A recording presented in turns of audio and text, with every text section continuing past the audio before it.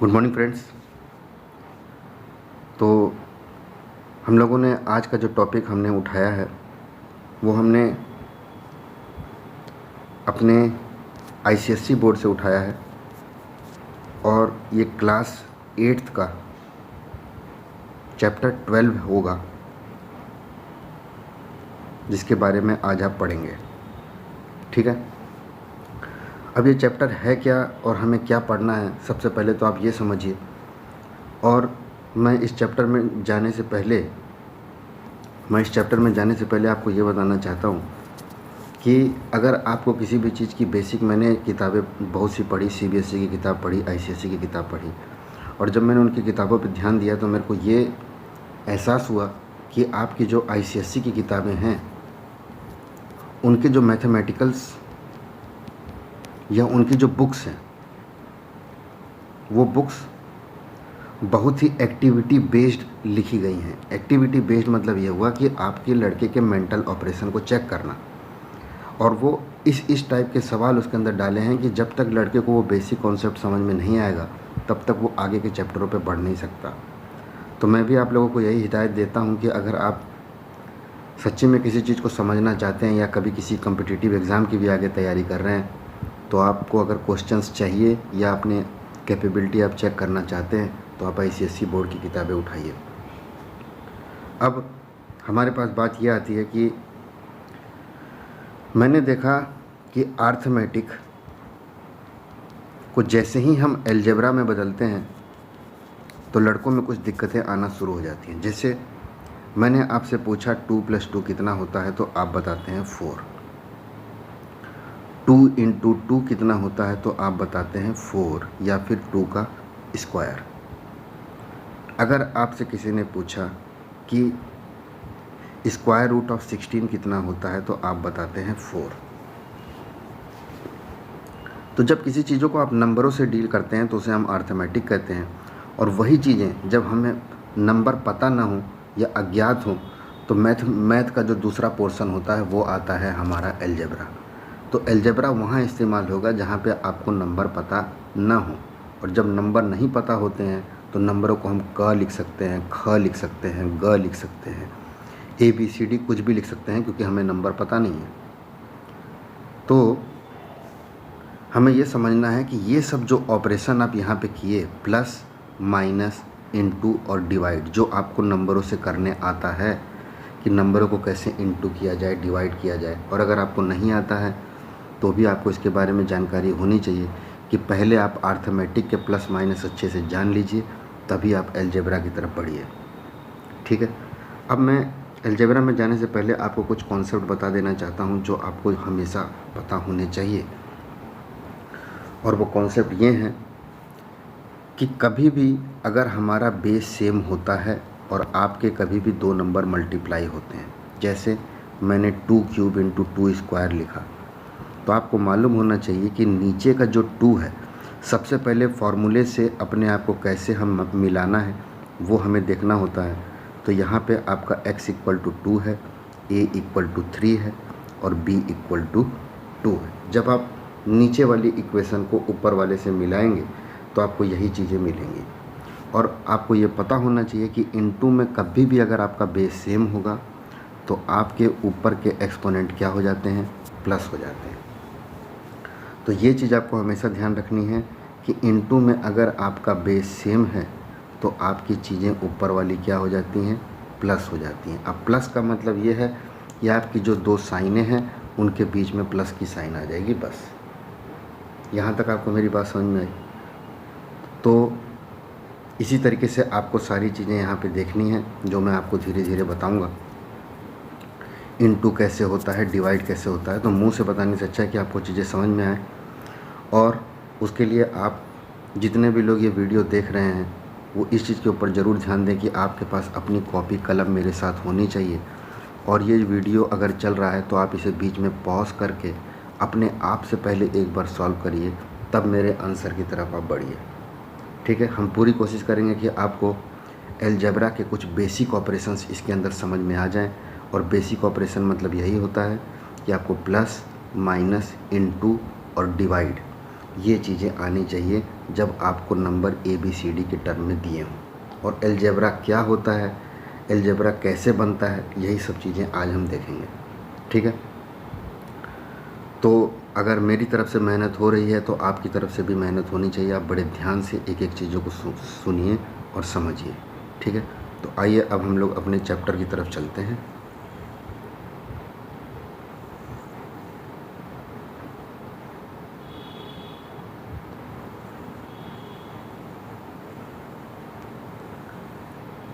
तो चैप्टर है आपका फंडामेंटल कॉन्सेप्ट्स एंड ऑपरेशन। ठीक है, आपके सामने चैप्टर खुला हुआ है, मैं सारी चीज़ें आपको यहाँ पे दिखाते रहूँगा और आप उसे समझते रहिएगा कि उसमें क्या लिखा हुआ है। ठीक है, तो सबसे पहले हम आते हैं और अपनी चीज़ों को समझते हैं। यहाँ पे थोड़ा मैं अपने पेन सेट कर लूँ। देखिए क्या लिखा है। In the previous classes you have learn about algebraic expressions, their addition, subtraction, multiplication and division. हमने अपनी पिछली क्लासेस में, आप 8वीं कक्षा में पहुंच चुके हैं। 8वीं कक्षा की किताब है जिसके पहले भी आपको एल्जेब्रा के प्लस माइनस के बारे में बताया है। तो उस चीज़ों को ये सबसे पहले आपको रिवाइज़ कराएंगे। तो आप भी देखिए रिवीजन में क्या कहा गया है। रिवीजन में जो सबसे पहला आपके पास वर्ड आ रहा है वो आ रहा है कांस्टेंट एंड वेरिएबल। ये दो वर्ड आपको अपने दिमाग में डाल के रखने हैं। और कांस्टेंट और वेरिएबल वो क्या होते हैं वो आप समझिए। सबसे पहले कांस्टेंट एक नंबर रहेगा, कोई भी नंबर अगर आपका दिया हुआ है तो वो कांस्टेंट है। और अगर वो नंबर ना दे के कोई अल्फ़ाबेट दिया हुआ है तो आपका क्या है, वेरिएबल है। कांस्टेंट और वेरिएबल में कोई आपको दिक्कत, अगर आपको -√3 दिया है, पाई दिया है, 22/7 दिया है, ये सब नंबर आपके कांस्टेंट हैं। और अगर आपको A, B, XY, X², YZ ये सब दिया है नंबर, तो ये आपके क्या हैं, वेरिएबल है।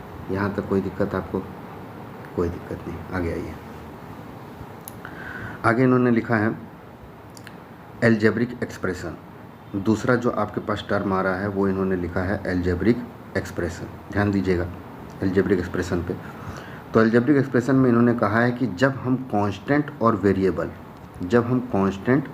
वेरिएबल इन दोनों को मिलाकर प्लस और माइनस लगाकर कोई चीज़ें लिखते हैं तो उसे ही हम क्या बोलते हैं, एल्जेब्रिक एक्सप्रेशन। इसका मतलब एल्जेब्रिक एक्सप्रेशन किससे बनता है, एल्जेब्रिक एक्सप्रेशन हमेशा कांस्टेंट और वेरिएबल को मिला के बनता है। और इसके अंदर एक से ज़्यादा भी टर्म हो सकती है जिन्हें हम प्लस या माइनस लगाकर दर्शाते हैं। आइए ज़रा हम इसे समझते हैं कि ये टर्म है क्या। तो इन्होंने लिखा है the several parts of the expression separated by, मैं ये वाली लाइन पढ़ रहा हूँ, the several parts of an expression separated by plus और माइनस साइन। जितने पार्ट आपके प्लस और माइनस साइन से सेपरेटेड हैं वो सब आपके क्या हैं, टर्म्स हैं। तो आगे इन्होंने लिखा जैसे 18 - 4x + 9y + 8xy + 12x²y, ये जो आपका नंबर लिखा गया है, ये नंबर के अंदर देखिए 18 के बाद माइनस लगा, फिर 4x लिखा, फिर 9y लिखा। तो इस तरीके से ये जो 4 नंबर आपके आए हैं ये सब आपके क्या कहलाएंगे, ये सब आपके कहलाएंगे टर्म। ठीक है, यहाँ तक कोई दिक्कत आपको? आगे देखिए। तो आपको दो चीज़ समझ में आ गई यहाँ पे, एक कांस्टेंट वेरिएबल और एक एल्जेब्रिक एक्सप्रेशन। ठीक है, आगे देखिए। आगे इन्होंने लिखा है पॉलिनोमियल। पॉलिनोमियल को इन्होंने लिखा है कि कोई भी पॉलिनोमियल तब होगा जब आपके वेरिएबल के एक्सपोनेंट क्या होंगे, नॉन निगेटिव इंटीजर होंगे। फिर से समझिएगा, ये लोग बोल रहे हैं कि कोई भी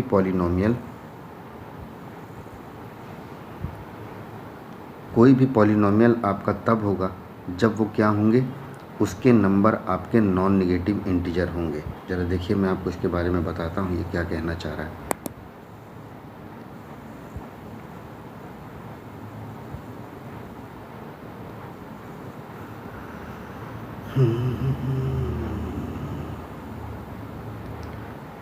इन्होंने बोला कि सबसे पहले तो आपको जो 4 चीज़ें पता चली हैं वो मैं आपको बता दूं कि क्या है।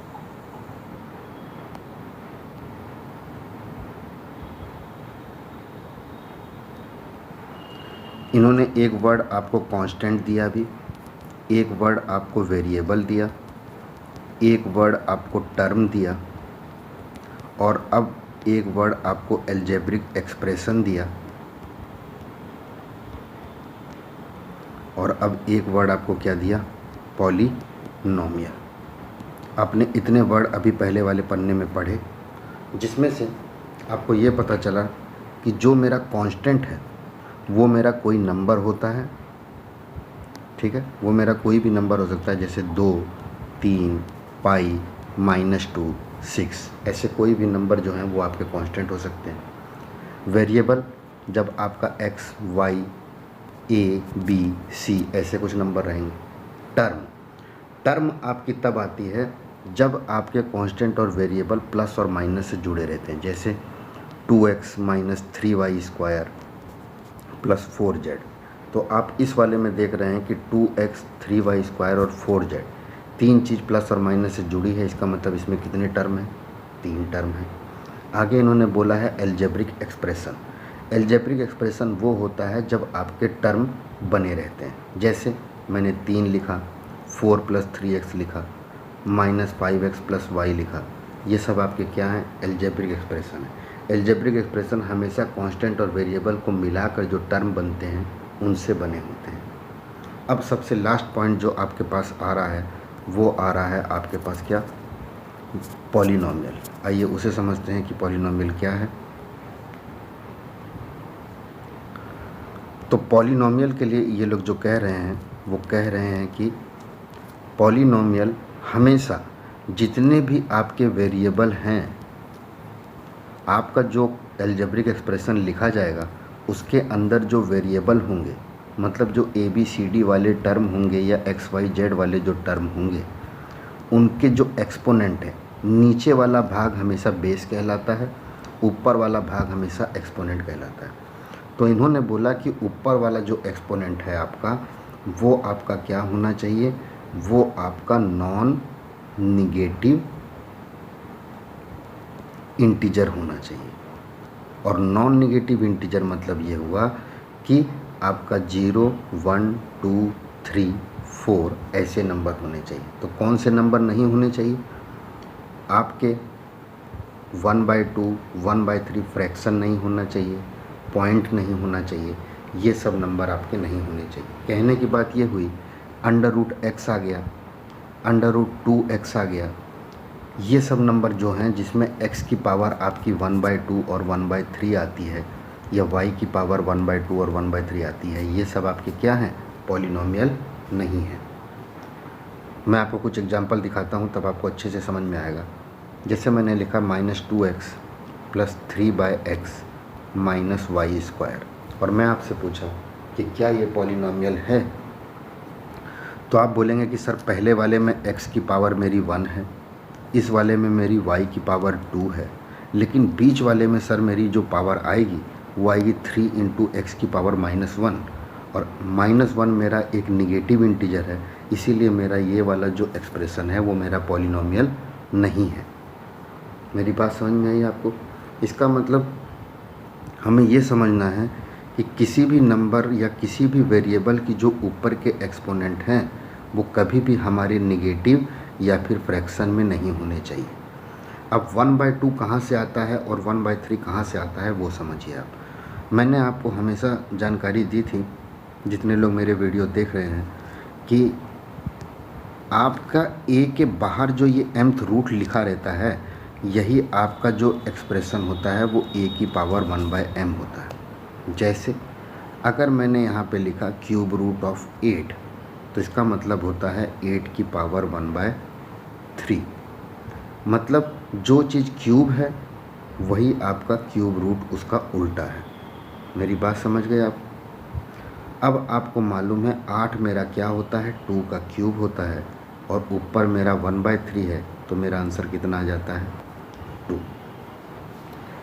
तो यही चीज़ हमें समझनी है कि किसी भी रूट के अंदर जो स्क्वायर रूट और जो आपकी ये चीज़ें होती हैं, किसी भी रूट के अंदर आपका, जैसे मैंने बोला कि यहाँ पे मेरे को स्क्वायर रूट दिया है और अंदर मेरा जो नंबर आ रहा है वो 3 × 3 × 2 × 5 आ रहा है, तो आपको मालूम है स्क्वायर रूट है तो इसका मतलब जितने भी आपके स्क्वायर के पेयर होंगे वही आपके बाहर निकलेंगे। अगर मेरे को क्यूब रूट दिया रहता तो मेरे जितने अंदर के पेयर होते उसके अंदर से मेरे 3-3 के जोड़े बाहर निकलते।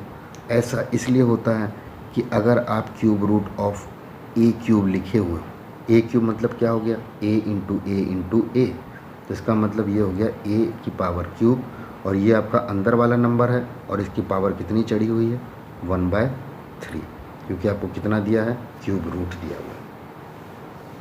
यहाँ तक मेरी बात आप लोगों को समझ में आई?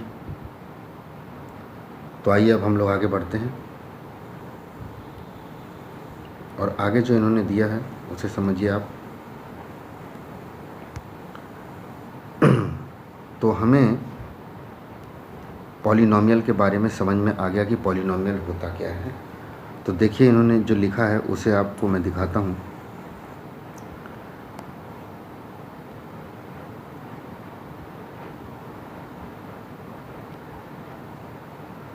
पहला एक्सप्रेशन जो इन्होंने लिखा है वो आपका लिखा हुआ है 20 + 4x + 3x² - 7/8x³ √2x की पावर 4। पहला वाला जो टर्म है उसमें x की पावर 0 है क्योंकि हमारा कोई भी x का टर्म नहीं है। दूसरा वाला जो टर्म है उसमें x की पावर 1 है। तीसरा वाला जो टर्म है उसमें x की पावर 2 है। इस वाले टर्म में x की पावर 3 है और लास्ट वाले में x की पावर 4 है। मुझे मालूम है पावर केवल वेरिएबल वालों की देखनी है, हमें नंबर की नहीं देखनी है। यहाँ पे जो √2 दिया हुआ है उससे लड़के डर जाते हैं। तो हमें मालूम है कि √2 एक कांस्टेंट नंबर है और x की पावर 4 हमारा वेरिएबल है। तो इसका मतलब 0 1 2 3 4 ये सारे के सारे हमारे पॉजिटिव इंटीजर हैं। इसका मतलब ये पॉलिनॉमियल हो गया। अब इन्होंने आगे जो एक लाइन लिखी है उसे समझिए। उसे इन्होंने लिखा है it is a polynomial of variable x, one variable x। तो देखिए इसमें सारे के सारे टर्म x वाले हैं, इसीलिए ये वाला जो पॉलिनॉमियल है वो वेरिएबल x का है। यहाँ तक आपको समझ में आया? ठीक है, आगे देखिए। दूसरे वाले में आप देख रहे हैं, पहले वाले में आपका 3 है, दूसरे वाले में x की पावर 2 है, y की पावर 1 है, तीसरे वाले में x की पावर 1 है, y की पावर 2 है और लास्ट वाले में y की पावर 3 है। सारी की सारी पावर आपको जो मिल रही है वो पॉजिटिव इंटीजर मिल रही है। इसका मतलब ये आपका वेरिएबल पॉलिनॉमियल हो गया। और पॉलिनॉमियल ये कैसा है, 2 वेरिएबल वाला है। मेरी बात आपको समझ में आई? 2 वेरिएबल का ये पॉलिनॉमियल है आपका। अब आइए आप तीसरे वाले पे, और तीसरे वाले में आप देख रहे हैं कि जो मेरा तीसरा ऑप्शन है उसमें आपको x की पावर -2 दे रखा है और लास्ट वाले में x की पावर 5/2 दे रखा है। तो x की पावर -2 और x की पावर 5/2 आपका पॉइंट में आ गया और -2 आपका नेगेटिव इंटीजर है। इसका मतलब ये दोनों मेरे पॉलिनॉमियल नहीं है। यहाँ तक मेरी बात आप लोगों को समझ में आई? आगे देखिए, आगे जो इन्होंने लिखा है वो लिखा है इन्होंने मोनोमियल, बाइनोमियल, ट्राइनोमियल और उसके बाद आपके पॉलिनॉमियल। तो इन्होंने जो बात बताई है उसे आप समझिए। ये लोग बोल रहे हैं कि मोनोमियल वो होता है जिसके अंदर केवल एक टर्म होना। मतलब क्या हुआ, आपका केवल एक नंबर हो सकता है, 3x हो सकता है, 4 हो सकता है, मतलब कोई भी प्लस माइनस नहीं लगा होगा, क्योंकि एक भी प्लस या माइनस लगा तो आपकी 2 टर्म हो जाएगी। तो पहला वाला बाइनोमियल वो होता है जिसकी केवल एक टर्म होती है, बाइनोमियल वो हो गया जिसमें 2 टर्म होगी। और 2 टर्म होना मतलब आपका एक टर्म ये हो गया और एक टर्म ये हो गया और बीच में एक प्लस या माइनस कुछ आ सकता है। और टर्म क्या होती है, टर्म वो होती है जो कांस्टेंट और वेरिएबल से मिलके बनी होती है। क्या आप लोग मुझे बता सकते हैं कि किसी अगर 4 मेरा कांस्टेंट लिखा है तो इसके साथ कोई वेरिएबल है? अगर वेरिएबल है तो उसकी पावर कितनी है? मैं बोलूँगा कि सर हाँ 4 मेरा कांस्टेंट है तो इसके साथ जो वेरिएबल होगा उसकी पावर 0 होगी। इसका मतलब किसी भी कांस्टेंट नंबर के साथ जो वेरिएबल लगा रहता है उसकी पावर कितनी होती है? 0। ट्राइनोमियल क्या होते हैं? ट्राइनोमियल वो होते हैं जिसके अंदर आपकी 3 टर्म हो। तो 3 टर्म होना मतलब ये हुआ कि आपके पास 2 प्लस और माइनस लगे होंगे। यहाँ तक आपको मेरी बात समझ में आ गई? अब पॉलिनॉमियल क्या होता है? तो जब 3 टर्म से ज़्यादा हो गए तो वो आपके पॉलिनॉमियल हो गए। यहाँ तक आपको कोई दिक्कत? तो पहले पन्ने में जो आपने समझा या जो पहले पन्ने में आपने पढ़ा वो आपने क्या पढ़ा, वो आपने देखा कांस्टेंट के बारे में आपने देखा, वेरिएबल के बारे में आपने देखा, टर्म्स के बारे में आपने देखा, एल्जेब्रिक एक्सप्रेशंस के बारे में आपने देखा, पॉलिनोमियल के बारे में आपने देखा, और पॉलिनोमियल मोनोमियल कैसे होते हैं, बाइनोमियल कैसे होते हैं, ट्राइनोमियल कैसे होते हैं, इसके बारे में आपने जानकारी ली। ये सारे क्वेश्चन आपके आगे आएंगे, अभी के लिए आपको इतना पता होना चाहिए। पॉलिनोमियल वो होते हैं जिसमें एल्जेब्रिक एक्सप्रेशन के जो वेरिएबल हों उनकी पावर क्या होनी चाहिए, नॉन नेगेटिव इंटीजर होनी चाहिए। पावर को ही एक्सपोनेंट कहते हैं। यहाँ तक कोई दिक्कत आपको? कोई दिक्कत नहीं। आगे आइए अगले पन्ने पे।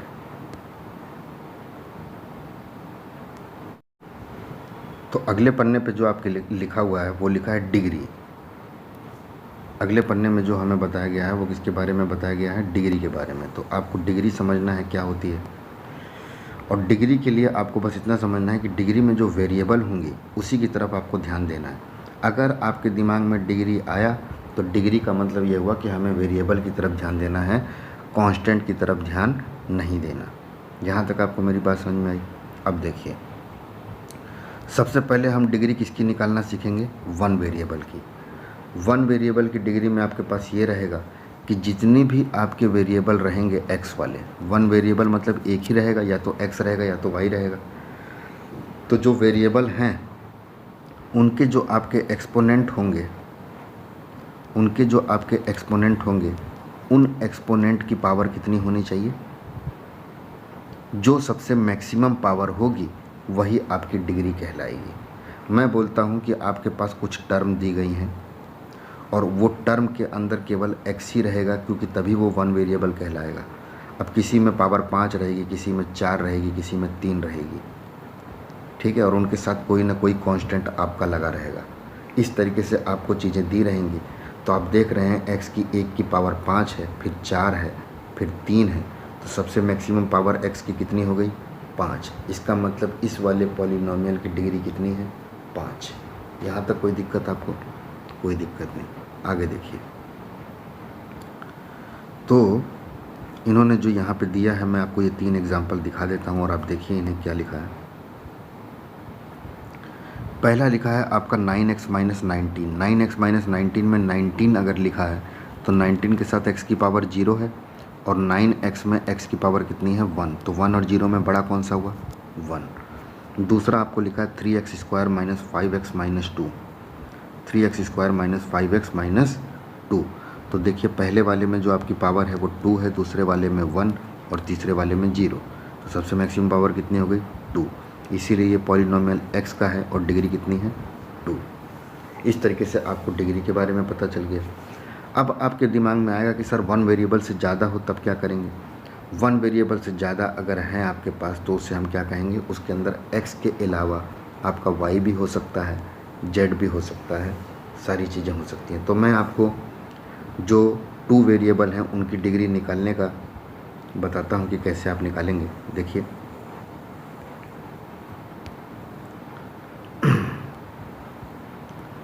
तो आप मुझे बताइएगा, ट्राई करिएगा कि इसमें से डिग्री, सबसे पहले तो आप ये पता करिए कि वो पॉलिनोमियल है कि नहीं, और अगर पॉलिनोमियल है तो उसकी डिग्री कितनी है।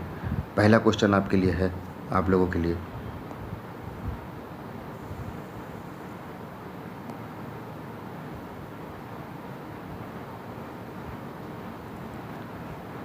फर्स्ट क्वेश्चन, जो लोग जो मेरा वीडियो देख रहे हैं उनके लिए पहला क्वेश्चन है, आपको पहले ये बताना है कि पॉलिनोमियल है कि नहीं।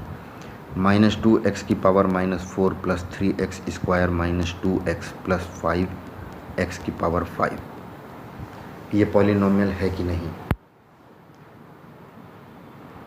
इसका आंसर है कि ये पॉलिनोमियल नहीं है, क्योंकि इसमें x की पावर आपको -4 दी गई है। दूसरे पे आइए, -3x की पावर 5 प्लस 3 इंटू एक्स की पावर स्क्वायर -4, ये पॉलिनोमियल है कि नहीं।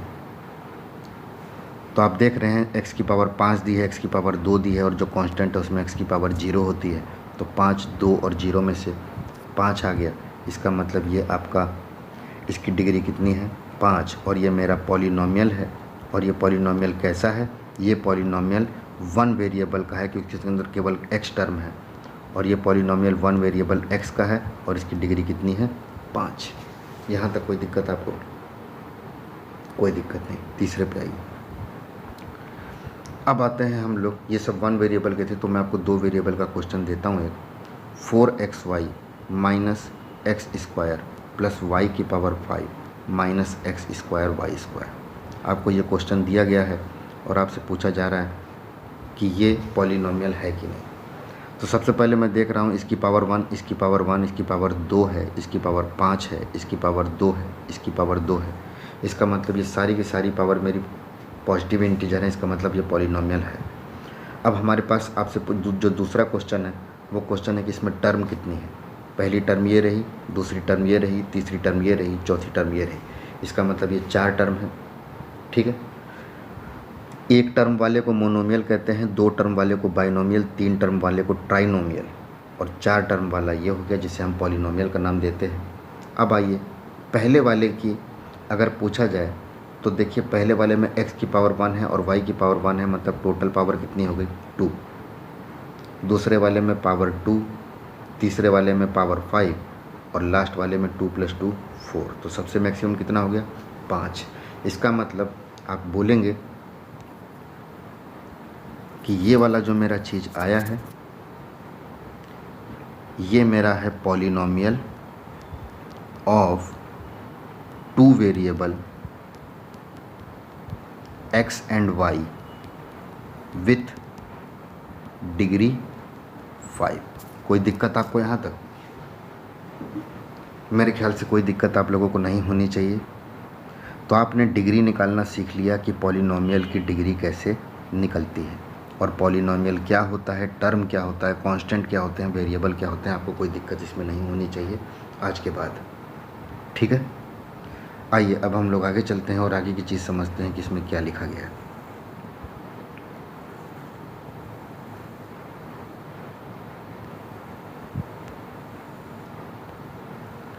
तो आपने डिग्री के बारे में पढ़ लिया। अब आता है हमारे पास अगला जो चीज़ लिखा गया है उसको समझिए आप। इन्होंने लिखा है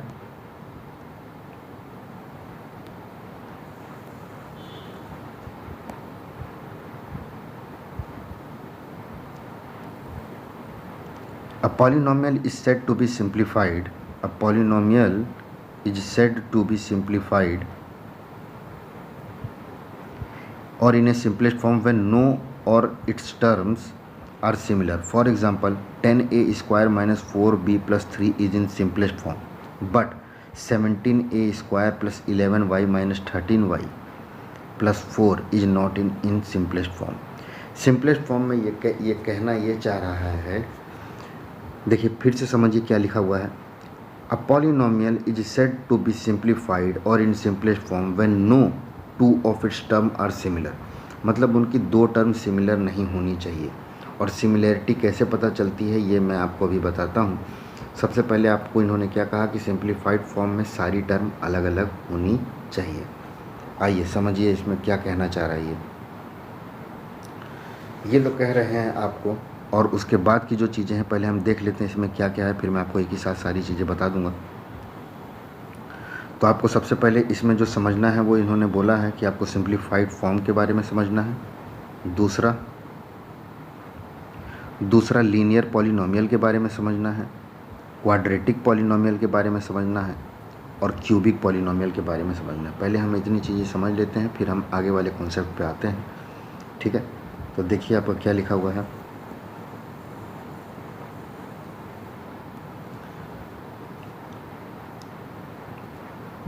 आपको बोला गया है कि सिंपलेस्ट फॉर्म में चीज़ें करनी है, और सिंपलेस्ट फॉर्म क्या होती है पहले उसे समझिए आप। सिंपलेस्ट फॉर्म, मैंने बोला मुझे नंबर दिया है a square minus 3a square plus 2a minus 4, और आपसे मैं पूछ रहा हूँ क्या ये सिंपलेस्ट फॉर्म में है। जिन्हें नहीं पता है वो ये देखें, a स्क्वायर और a स्क्वायर ये 2 टर्म ऐसी है जिनके जो वेरिएबल हैं वो आपके क्या हैं, सेम है। वेरिएबल क्या है, सेम है। तो जिनके वेरिएबल सेम हो जाते हैं उन्हें हम कैसे टर्म कहते हैं, लाइक टर्म्स। जिनके वेरिएबल सेम हो जाते हैं उन्हें हम क्या कहते हैं, लाइक टर्म्स। तो आपका अगर ए स्क्वायर माइनस 3a² लिखा गया है तो इन दोनों की जो लाइक टर्म है वो आपकी कॉमन निकल जाएगी और अंदर पहले वाले में 1 बच जाएगा और दूसरे वाले में -3। ऐसा क्यों होता है, क्योंकि ये ब्रैकेट है तो ये पूरा एक नंबर हो गया और ए स्क्वायर एक नंबर हो गया। अब क्योंकि ए स्क्वायर एक नंबर है और 1 - 3 पूरा एक नंबर है तो इसका अगर इंटू होगा तो ए स्क्वायर का पहले 1 में इंटू होगा, फिर माइनस करके ए स्क्वायर का 3 में इंटू होगा और यही आपको दिया गया। तो हमने ये समझा कि सिंपलेस्ट फॉर्म वो होती है जिसके अंदर जितनी भी टर्म रहेगी सारी की सारी अनलाइक टर्म्स होनी चाहिए। फिर से मेरी बात समझिएगा और बताइएगा, आप लोगों के लिए क्वेश्चन है कि इसमें से सिंपलेस्ट टर्म आपकी कौन सी है। ठीक है,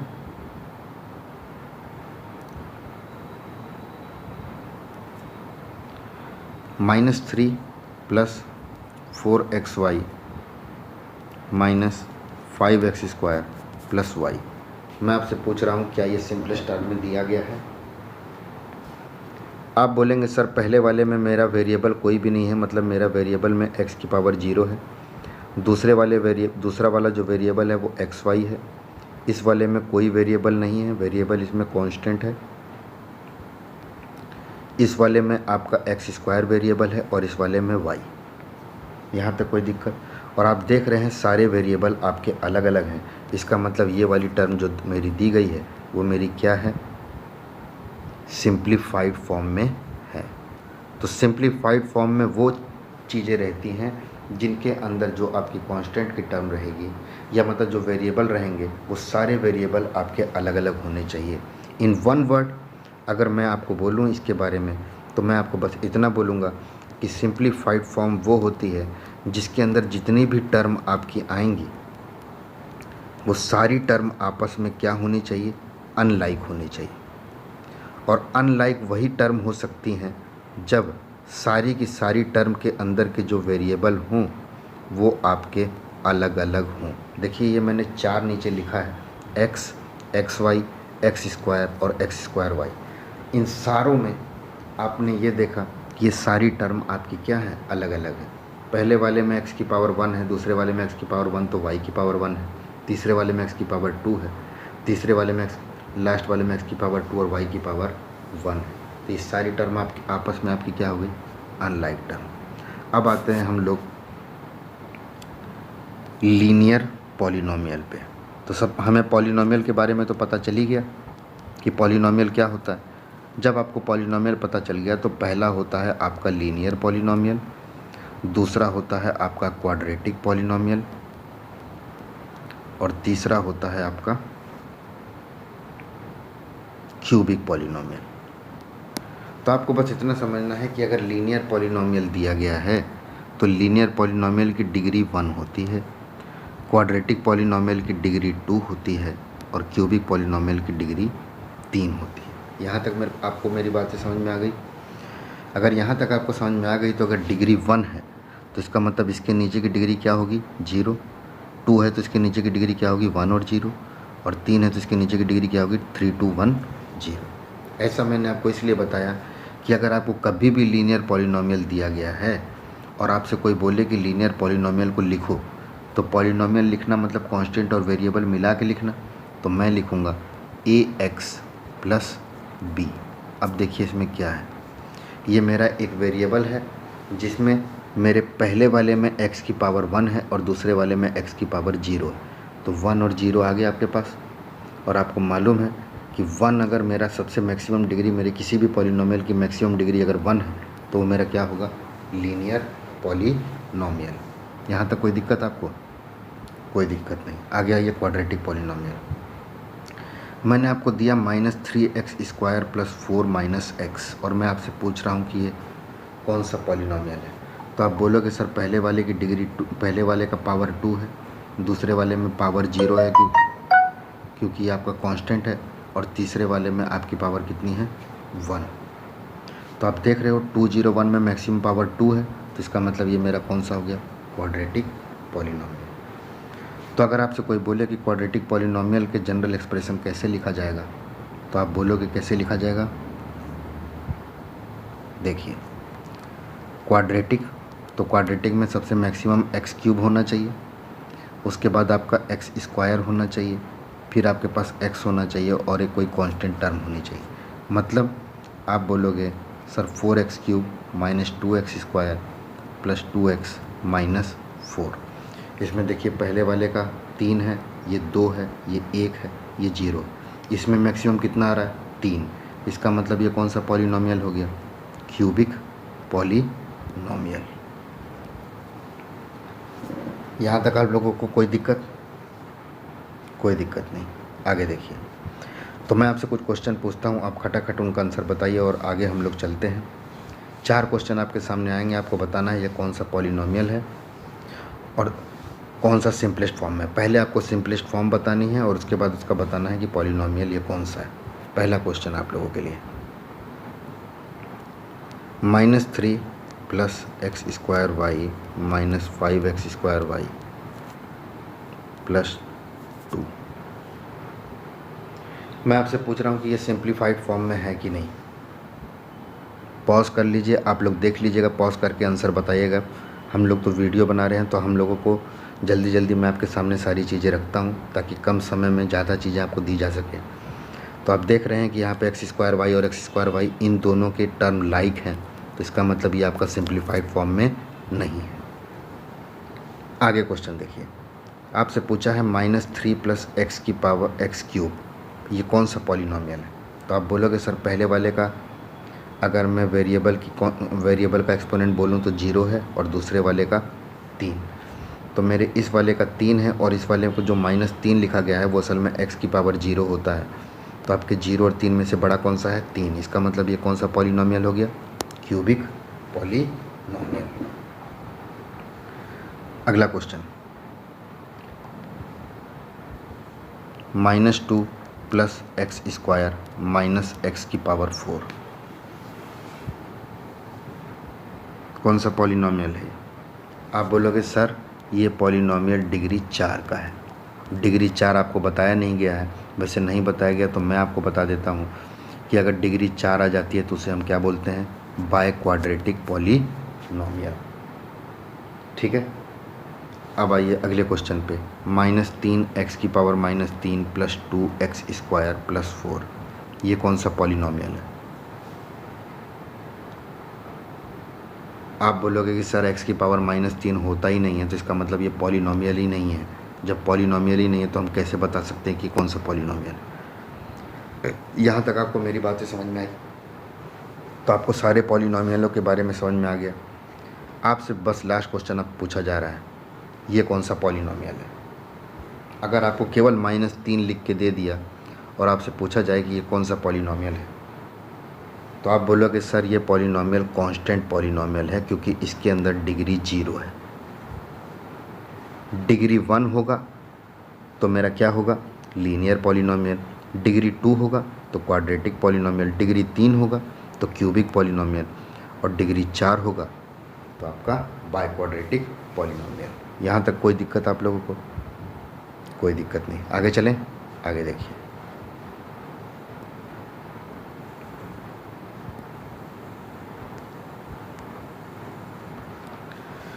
तो हमने लीनियर, क्वाड्रेटिक और क्यूबिक पॉलिनोमियल के बारे में पढ़ लिया। अब अगला जो आपका 8वां पॉइंट है वो है आपका फैक्टर, और फैक्टर के बाद जो उसके बाद है कोएफिशिएंट। ठीक है, तो देखिए फैक्टर में क्या लिखा गया है, पहले हम उसे देखते हैं। इन्होंने लिखा है ईच ऑफ द क्वांटिटी, इन्होंने लिखा है each of the quantity constant और वेरिएबल, चाहे कुछ भी हो, जब उन्हें मल्टीप्लाई करके हम कुछ बनाते हैं तो वो हमारा क्या बनता है, प्रोडक्ट, और वही प्रोडक्ट हमारा क्या कहलाता है, फैक्टर। तो इसका मतलब आपका जो फैक्टर रहेगा वो कांस्टेंट और वेरिएबल से मिल के रहेगा, और अगर कांस्टेंट और वेरिएबल से मिल के रहा है तो जो कांस्टेंट नंबर होगा वो मेरा कहलाएगा न्यूमेरिकल फैक्टर, और जो मेरा वेरिएबल होगा वो मेरा कहलाएगा लिटरल फैक्टर। तो जैसे आपको दिया गया है, मैं आपको एक क्वेश्चन यहीं पे दिखा देता हूँ, आप उसी से समझ जाएंगे। -3/16 एक्स स्क्वायर वाई, आपसे बोला जाए कि -3/16 x² y का सबसे पहले तो मुझे न्यूमेरिकल फैक्टर बताइए और वेरिएबल फैक्टर बताइए। आप पॉज कर लीजिए, अपने आप से पहले ट्राई करिए, उसके बाद मैं आंसर आपको बताता हूँ। तो न्यूमेरिकल फैक्टर इसका कितना है? -3/16। और अगर आपसे वेरिएबल फैक्टर पूछा जाए तो आप बोलेंगे x² y। यहाँ तक कोई दिक्कत आप लोगों को? कोई दिक्कत नहीं। तो आपको न्यूमेरिकल फैक्टर पता चल गया और वेरिएबल फैक्टर पता चल गया। अब आपसे पूछा जाएगा अगर ये दोनों ही फैक्टर हैं तो आपसे टोटल फैक्टर कितने हो सकते हैं? तो आप बोलोगे सर -3/16 हो सकता है, x² y हो सकता है, x² y में x छुपा हुआ है वो हो सकता है, x² हो सकता है और y हो सकता है। इतने ढेर सारे आपके फैक्टर हो सकते हैं। ऐसा इसलिए क्योंकि आप देखेंगे अगर 18 लिखा गया है और आपसे बोले 18 के कितने फैक्टर होते हैं तो आप बोलोगे सर 2 3 जा 6 और 6 3 जा कितना हो गया? 18। तो इसका 2 भी फैक्टर है, 3 भी फैक्टर है, 2 3 जा 6 भी फैक्टर है, 3 3 जा 9 भी फैक्टर है। यही सारा नंबर का खेल आपका अर्थमेटिक में भी चलता है। तो आपके लिए जो क्वेश्चन सामने आ रहा है आप लोग अपने आप से ट्राई करिए और मुझे बताइए कि इसका आंसर क्या होगा। आपको बताने हैं टोटल नंबर ऑफ फैक्टर इसके कितने होंगे। क्वेश्चन दिया गया है आपको 4/5 x² y³। ठीक है, तो आप सबसे पहले देखेंगे कि सर 4/5 हो गया इसका लिटरल न्यूमेरिकल फैक्टर और x² y³ हो गया इसका लिटरल फैक्टर। तो 4/5 एक कांस्टेंट हो गया, x² y³ एक हो गया। उसके बाद x² है तो x और x² ये दोनों भी हो सकते हैं, y³ है तो y, y² y³ ये भी हो सकता है और हमें मालूम है 1 भी हो सकता है क्योंकि 1 हर टेबल में आता है। तो इतने ढेर सारे फैक्टर आपके हो गए। क्योंकि ये सारी चीज़ों को जब आप डिवाइड करोगे तो आप रिमाइंडर 0 ही मिलेगा। इसका मतलब आपको पता चल गया कि मेरे फैक्टर क्या होते हैं। समझ गए? एक क्वेश्चन और देखिए आप लोग और बताइए मुझे किसके इसका लिटरल फैक्टर क्या है? -2/9 x² y³। तो आपको पता चल गया किसका हमारा लिटरल फैक्टर क्या है? x² y³। यहाँ तक कोई दिक्कत आप लोगों को? कोई दिक्कत नहीं, आगे आइए। अगला जो आपके पास आ रहा है लाइक टर्म। तो लाइक टर्म मैंने आपको पहले ही बता दिया था कि लाइक टर्म मेरी क्या होती है। लाइक टर्म मेरी वो टर्म होती है, वो वाली टर्म्स होती हैं जिनका हमारा वेरिएबल क्या हो? सेम हो, या हम ये कह सकते हैं कि उसका लिटरल फैक्टर क्या हो? सेम हो। लाइक टर्म्स वो होती हैं जिनका लिटरल फैक्टर क्या होना चाहिए? सेम होना चाहिए। अगर मुझे एक टर्म -3/9 xy दी है और दूसरी टर्म मुझे -3/9 x² y दी है और मैं आपसे पूछूं क्या ये दोनों टर्म मेरी लाइक टर्म हैं, तो आप बोलोगे सर एक का लिटरल फैक्टर xy है और एक का लिटरल फैक्टर x² y है। तो ये दोनों के लिटरल फैक्टर अलग अलग हैं, इसका मतलब ये दोनों लाइक टर्म नहीं है। यहाँ तक कोई दिक्कत आप लोगों को? कोई दिक्कत नहीं, आगे आइए।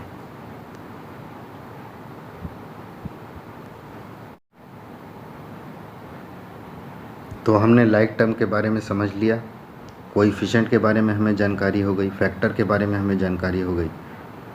तो मेरे ख्याल से आपको अब इस वाले पन्ने में कोई दिक्कत नहीं होनी चाहिए। और इस वाले पन्ने में हमने क्या क्या पढ़ा एक बार फिर से देख लीजिए।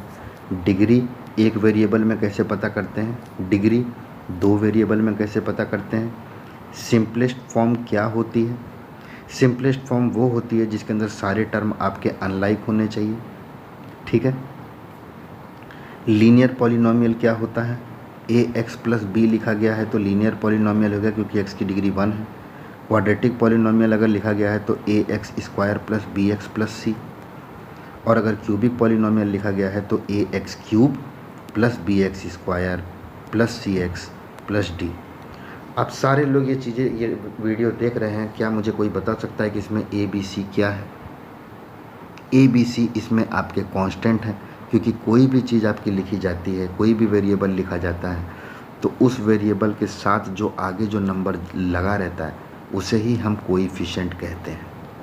अब ये कोएफिशिएंट दो प्रकार के हो सकते हैं, एक न्यूमेरिकल कोएफिशिएंट और एक आपका लिटरल कोएफिशिएंट। वही चीज़ यहाँ पे बताया हुआ है, न्यूमेरिकल कोएफिशिएंट और लिटरल कोएफिशिएंट। मेरे ख्याल से आपको इस पढ़ने में कोई दिक्कत अब नहीं होनी चाहिए। आगे चलें, आगे आइए।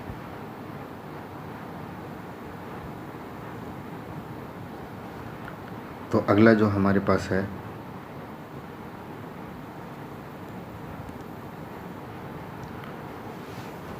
वो है हमारे पास स्टैंडर्ड टर्म या स्टैंडर्ड फॉर्म। तो आपको हमेशा ये जानकारी रहनी चाहिए कि कभी भी आपको जो टर्म्स लिखने हैं, वो टर्म्स आपको कैसे लिखने हैं, हमेशा असेंडिंग या डिसेंडिंग में जब आप लिखते हैं तो उसे ही हम स्टैंडर्ड फॉर्म कहते हैं। जैसे अगर हम इस वाले पे ध्यान दें तो आप देख रहे हैं कि पहले 3 लिखा है, फिर इस वाले में 2 लिखा है, फिर इस वाले में 1 और इस वाले में 0, 3 2 1 0 करके लिखा है। तो या तो आप बड़े से छोटे में लिख दीजिए या छोटे से बड़े में लिख दीजिए। कुल मिला के बात यह है कि पॉलिनोमियल को हमेशा एक असेंडिंग या डिसेंडिंग ऑर्डर में लिखना चाहिए। क्या असेंडिंग और डिसेंडिंग में लिखना चाहिए? वेरिएबल। यहाँ तक कोई दिक्कत आपको? कोई दिक्कत नहीं। आगे आइए। तो हमने देखा जो 11वां पॉइंट है, the term of the polynomial are set to be in ascending and descending order if they increase और डिक्रीज इन डिग्रीज रिस्पेक्टिवली। आपके जो टर्म है उसे हम असेंडिंग और डिसेंडिंग ऑर्डर में लिखते हैं और उसी से हमें पता चलता है कि इसकी डिग्री क्या है।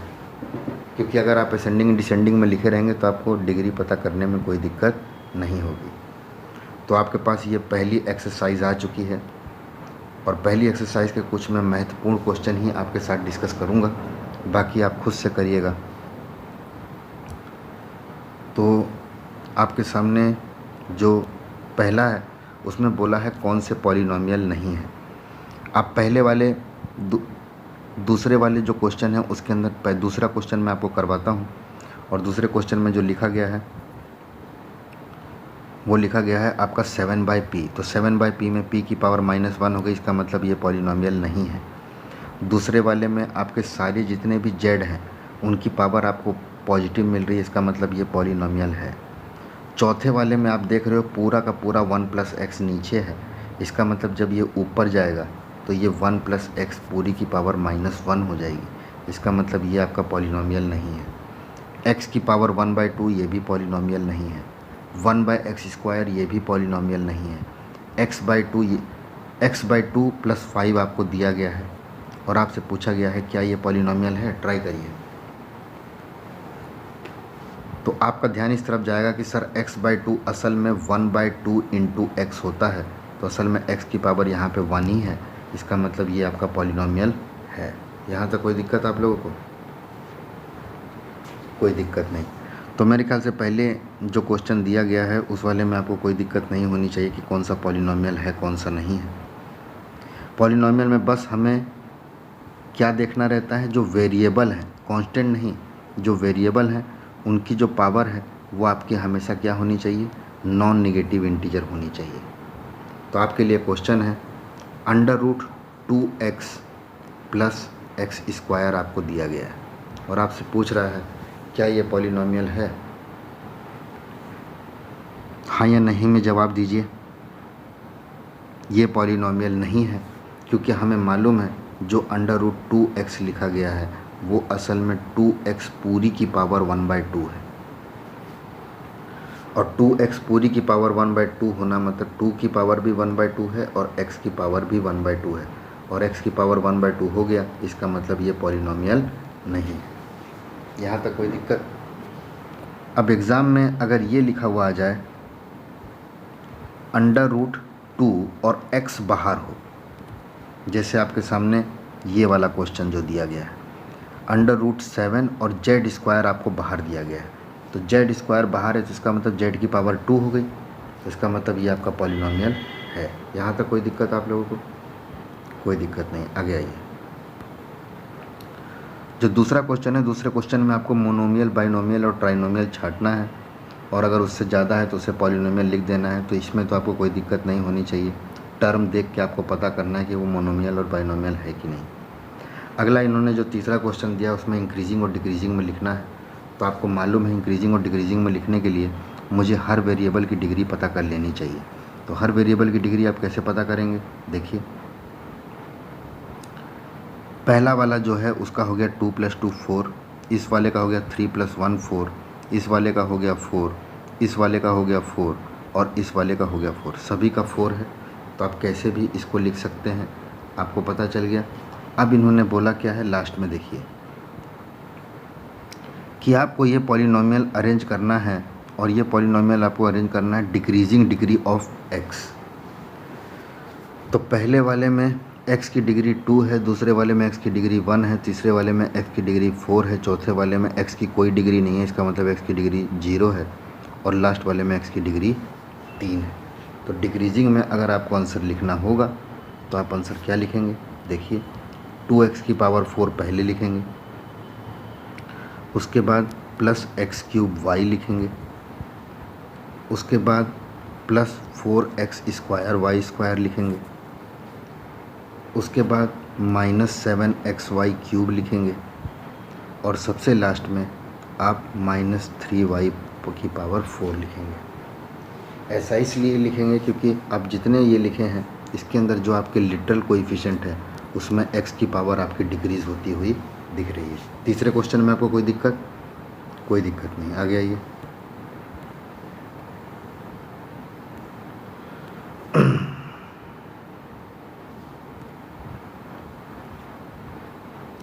चौथा क्वेश्चन आपको दिया है कि हर की आपको डिग्री बतानी है। तो आप देख लीजिए ये क्वेश्चन क्या है। पहले वाले में आप देख रहे हैं कि सबसे मैक्सिमम डिग्री 3 है, दूसरे वाले में मैक्सिमम डिग्री 1 है, इस वाले में आपको निकालनी है। तो 3 और 2 5 हो गया, इसका 2 हो गया, इसका 2 हो गया, तो सबसे मैक्सिमम डिग्री 5 हो गई, और इस वाले में कोई डिग्री नहीं है, तो इसका मतलब x की पावर 0 है। यहाँ तक कोई दिक्कत नहीं। आगे आइए। आगे इन्होंने बोला है कि हर के लिटरल कोएफिशिएंट और न्यूमेरिकल कोएफिशिएंट लिखिए। तो मैं आपको एक ही का बता देता हूँ। जैसे 2πr लिखा गया है तो इसमें 2πr आपके सामने लिखा गया, ध्यान दीजिएगा मेरी बात। तो 2πr जो लिखा गया है इसमें 2π, क्योंकि जो पाई है ये आपका कोई XYZ टर्म नहीं है, पाई आपका 22/7 है। तो इसका मतलब 2πr में 2π आपका क्या हो गया, न्यूमेरिकल कोएफिशिएंट, और लिटरल कोएफिशिएंट आपका क्या हो गया, r। कोई दिक्कत आपको यहाँ तक? कोई दिक्कत नहीं। आगे आइए। आगे आपको मल्टीपल चॉइस क्वेश्चन दिए हैं, आपको बताना है कि इसमें से लाइक टर्म कौन सी लाइक टर्म है। तो आप देख रहे हैं जो पहला ऑप्शन आपके सामने दिया गया है,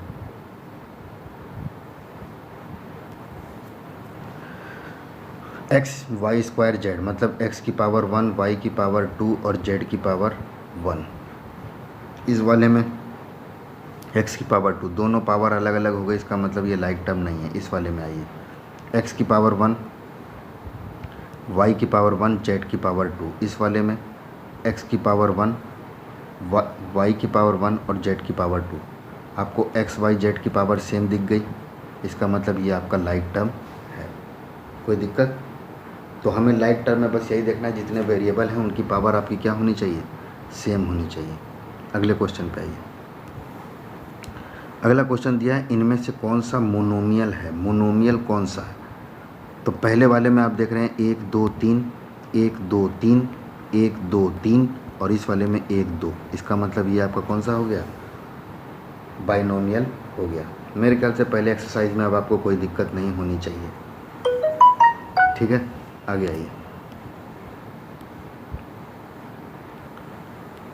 अब आता है हमारे पास जो अगला कॉन्सेप्ट है जो इस वाली चैप्टर का है, वो है आपका operation of the polynomial. Operation of the polynomial मतलब जब अब आपको एल्जेब्रिक एक्सप्रेशन लिखना समझ में आ गया, पॉलिनोमियल लिखना समझ में आ गया, तो अब इन्हें जोड़ा कैसे जाए, घटाया कैसे जाए, ये हमें समझना है। तो जोड़ने घटाने में देखिए आपको क्या समझना है, सबसे पहले वो आपको ध्यान रखना है। इन्होंने लिखा है कि लाइक टर्म्स जो हैं उन्हें आप पहले एक साथ रख लीजिए और उनके लाइक टर्म के जो न्यूमेरिकल कोएफिशिएंट हैं उसे आप प्लस माइनस कर दीजिए, आपका आंसर आ जाएगा। फिर से समझिए क्या लिखा है। ये जो 3 नीचे की काली लाइन लिखी हुई है इस वाले पन्ने पे, उसे मैं पढ़ रहा हूँ और ध्यान से समझिएगा। We collect the like terms together, पहले हम लाइक टर्म को एक साथ लाएंगे। उसके बाद find the sum and the difference of the numerical coefficient of this term, जो लाइक टर्म है उनके जो न्यूमेरिकल कोएफिशिएंट है उसका प्लस माइनस करेंगे। The resulting expression should be in the simplest form, और रिजल्टिंग एक्सप्रेशन सिंपलेस्ट फॉर्म में होना चाहिए। इसका मतलब उन्हें हम असेंडिंग और डिक्रीजिंग ऑर्डर में ही लिखेंगे। यहाँ तक कोई दिक्कत है आप लोगों को? कोई दिक्कत नहीं तो आइए अगले पन्ने पे हम लोग चलते हैं। और अगले पन्ने में आपके सामने कुछ क्वेश्चन दिए गए हैं। सारे क्वेश्चन आपको समझने नहीं है, मैं आपको कुछ एक क्वेश्चन करवाता हूँ जो आप समझिएगा और बाकी आपको खुद ही समझ में आ जाएगा। देखिए, हम लोग सबसे पहले एग्जाम्पल 4 को देखते हैं।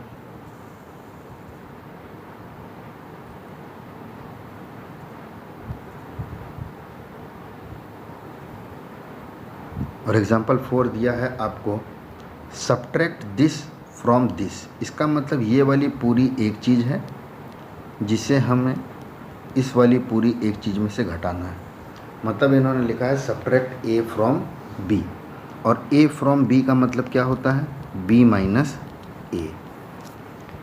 इसका मतलब पहले मुझे बी वाली पूरी टर्म लिखनी है, फिर माइनस की साइन लगानी है, फिर ए वाली टर्म लिखनी है। ठीक है, तो देखिए इन्होंने क्या किया है, ध्यान से समझिएगा।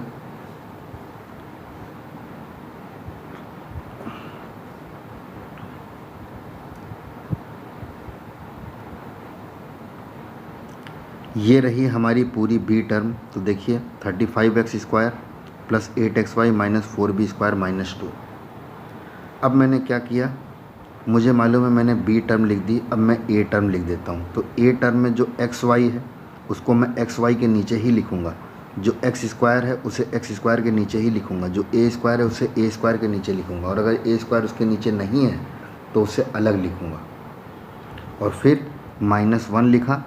अब मुझे मालूम है b और a के बीच में मुझे माइनस की साइन लगानी है, और मुझे मालूम है अगर माइनस की साइन लगती है और मेरा कोई ब्रैकेट आता है तो उसके अंदर के जितने भी टर्म होंगे उनकी जो साइनें होंगी वो चेंज हो जाएंगी।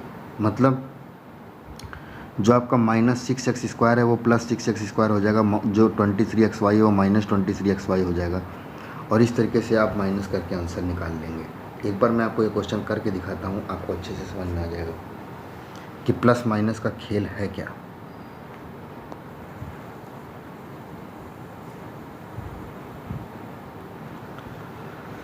लिखा है फ्रॉम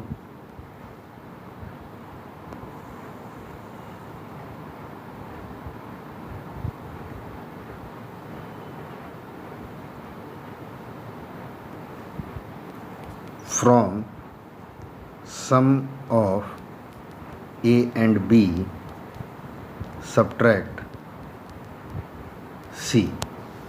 आपको मान लीजिए किसी ने लिखा है, तो इसका मतलब असल में क्या हुआ?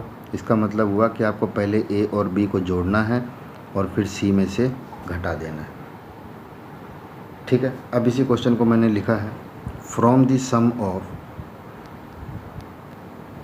4x square minus xy and 3x square plus x square y subtract x square minus xy। तो जो ऊपर जो चीज़ लिखी गई है वही मैंने नीचे लिखी है। इसका मतलब ये वाली पूरी टर्म मेरी a हो गई, ये वाली पूरी टर्म मेरी b हो गई, और ये वाली पूरी टर्म मेरी c हो गई। यहाँ तक कोई दिक्कत आप लोगों को? कोई दिक्कत नहीं। ठीक है, इसका मतलब मुझे क्या करना है, a और b को जोड़ना है और c को घटाना है। तो देखिए मैं सबसे पहले a आपके सामने लिखता हूँ, ध्यान दीजिएगा आप लोग। 4x square minus xy a लिख दिया मैंने। अब मुझे b लिखना है, ये हो गया मेरा a और उसके बाद ये हो गया मेरा b। b में क्या है 3x स्क्वायर, तो मैंने यहाँ पे 3x स्क्वायर लिख दिया। उसके बाद मेरा x स्क्वायर y है, और x स्क्वायर y जो है उसमें x का 2 है और y का 1 है, ऐसा मुझे कोई दिख रहा है। दूसरे वाले में x का 1 है और y का 1 है इस वाले में, तो इसका मतलब x स्क्वायर y मुझे कहाँ लिखना होगा? यहाँ पे। यहाँ तक कोई दिक्कत नहीं। तो हमें मालूम है इस क्वेश्चन में मुझे a प्लस बी पहले करना है और फिर करके मुझे c को घटाना है। तो पहले मैं a प्लस बी अपना निकाल लेता हूँ। a प्लस बी निकालना है तो साइन तो बदलेगी नहीं, तो 4x² और 3x² है। देखिए इन दोनों का हमारा कोएफिशिएंट सेम है, तो इसका मतलब 4 और 3 मेरे जुड़ गए, कितना हो गया 7x²। माइनस xy वैसे का वैसे ही उतर जाएगा और x² भी आपका ऐसे ही उतर जाएगा। तो ये आ गया आपका क्या, a प्लस बी। ठीक है, यहाँ तक कोई दिक्कत आप लोगों को? अब हमारे पास जो c टर्म बची है वो कुछ ये है, x² माइनस xy।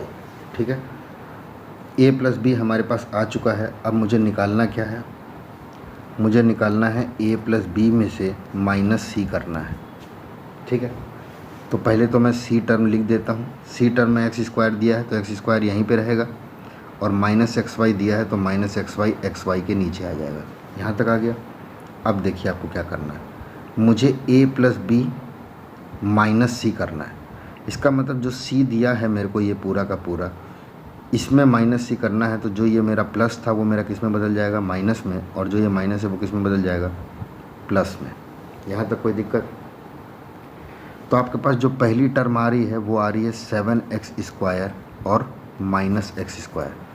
तो दोनों का हमारा लिटरल कोएफिशिएंट सेम है, x² बाहर निकल गया तो 7 माइनस 1 कितना हो गया, 6x²। आगे आइए, ये है माइनस xy और ये है प्लस xy, तो ये दोनों कट गए और x² ऊपर है, इसका मतलब वो वैसे का वैसे ही उतर जाएगा। यहाँ तक आप लोगों को कोई दिक्कत? तो इसका मतलब हमने ये समझा कि अगर मुझे कोई चीज़ जोड़नी है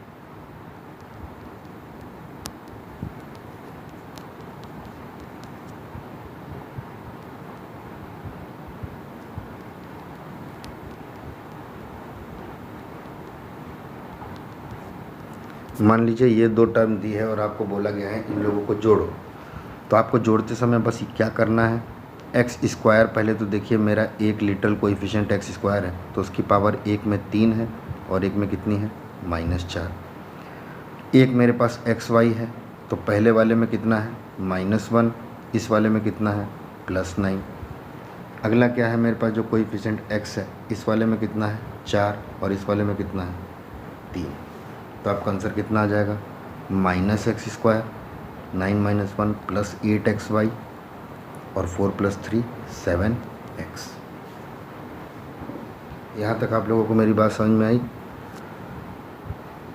तो हमने ये देखा कि घटाने के समय साइन बस बदल जाती है और कोई दिक्कत नहीं है। जैसे क्वेश्चन आपको दिया है, subtract a² - 12ab + b² from 2a² - ab²। आपको ये क्वेश्चन दिया है, मान लीजिए।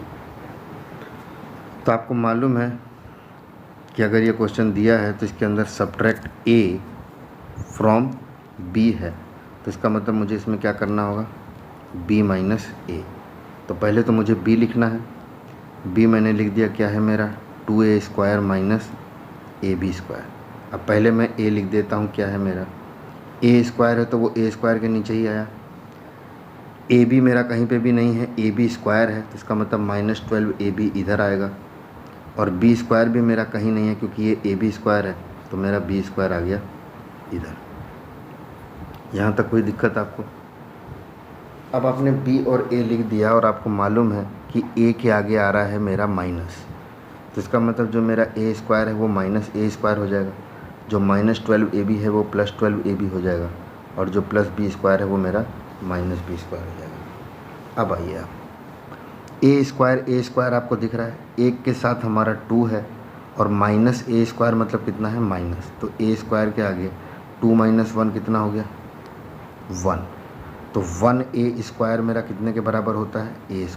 पहली टर्म आ गई आपकी, इन दोनों को करोगे सॉल्व तो कितना आ जाएगा, a²। दूसरे के साथ मेरा कुछ है ही नहीं, तो -ab² वैसे ही उतर गया, इसके साथ +12ab उतर गया और ये कितना उतर गया -b²। ये रहा आपका answer, a² - ab² +12ab -b², जब आपको ये क्वेश्चन दिया रहेगा। यहाँ तक कोई दिक्कत आपको प्लस और माइनस में? मेरे ख्याल से कोई दिक्कत नहीं होनी चाहिए।